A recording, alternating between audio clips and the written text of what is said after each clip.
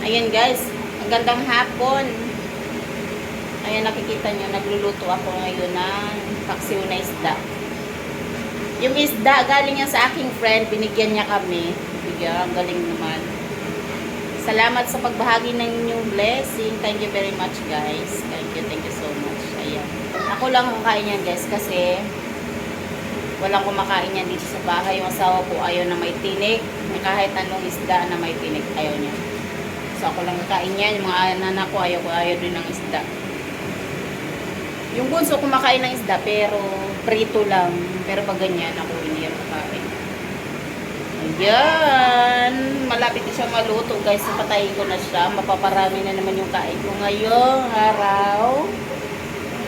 Ngayong gabi. Panghapunan ko yan guys.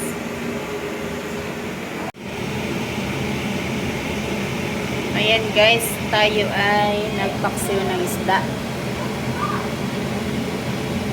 Namiss ko magpaksiw guys, kaya nagluto ako ng paksiw ngayon.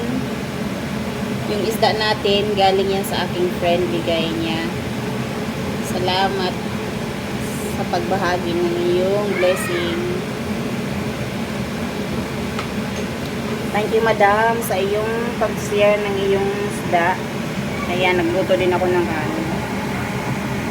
kasasain ko lang guys.